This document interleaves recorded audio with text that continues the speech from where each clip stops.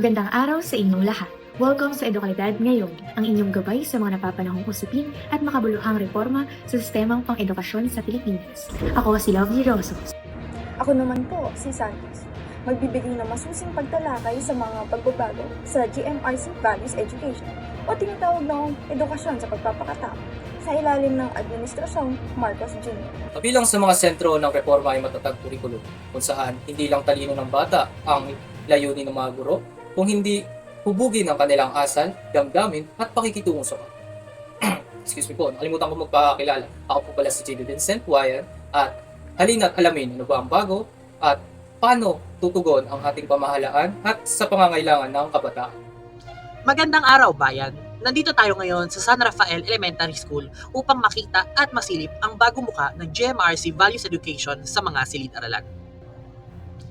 Ang matatag curriculum ay ipinatupad noong taong 2023 bilang tugon sa lumalalim na hamon sa edukasyon.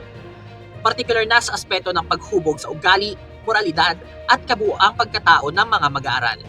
Dito, muling ibinalik ang good manners and right conduct at values education bilang hiwalay na asignatura. Layunin nitong maibalik ang disiplina, malasakit at pagmamahal sa kapwa at bayan na unti-unti umanong nawawala sa mga kabataan. Dati, sinasama lamang ang GMRC Values Education sa ibang asignatura tulad ng ESP. Ngayon, may mas malinaw na estruktura ito. Ang focus ng bagong programa ay higit pa sa simpleng pagtuturo ng tama at mali.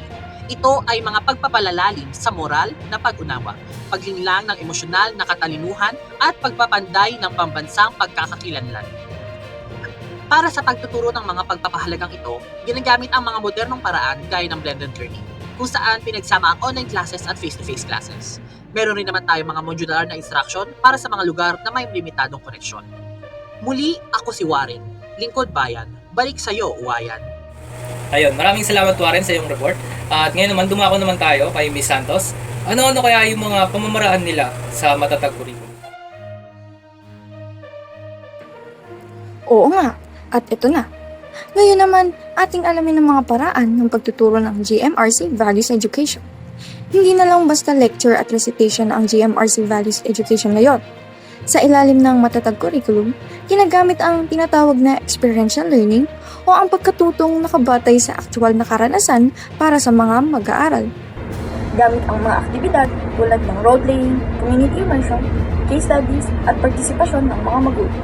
Mas maipapaloob sa puso at maisasabuhay ng mga mag-aaral ang tunay na kahulugan ng mga pagpapahalaga. Ngayon, ibabahagi naman ni Zubiaga ang pag-uulat sa dating curriculum na gamit natin kumpara ngayon. Ay nga no, Santos, bagong 2023, ang GMRC Values Education ay parte lamang ng edukasyon sa pagpapakatao at hindi walay na asignatura.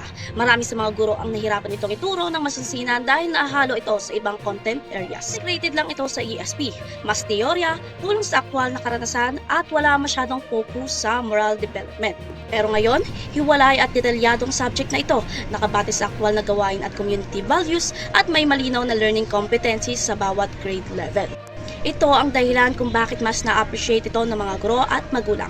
Dahil sa direksyon, istruktura at aktwal na aplikasyon, muli ako si Subiaga, ang inyong likod na babalik sa iyo, Santo. Maraming salamat, Zubiaga. Ngayon, alamin natin gaano nga ba ka-epektibo ang implementasyon ng bagong Values Education Program. Bilang isang guro sa grade 6, masasabi kong ang layunin ng bagong curriculum ay tama at makabuluhan. Ngunit sa totoo lang, may mga hamon pa rin. Halimbawa, hindi pa ito lubusang naipapatupad sa lahat ng antas. Sa ngayon, nakatuon pa lang ito sa grades 1, 4 at 7. Kung bibigyan natin ng marka, nasa 7 out of 10 ito. Malaki ang potensyal, ngunit kailangan ng mas masusing pagpapatupad, sapat na pondo at suporta para sa mga guro. Ang matatag curriculum ay isang malinaw na hakbang sa pagbabalik ng disiplina, dignidad at malasakit sa ating mga kabataan.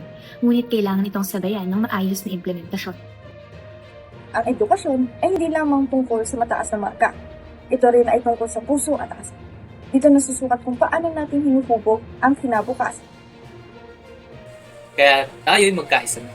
Maging magulang ka man, guro, nakakatanda, bata, estudyante o simpleng mamamayan. Let's have this unity. Dahil ang programang ito ay layunin lang gawing mas makatao ating edukasyon. Sa muli, sama-sama nating linangin ang makataong Pilipino.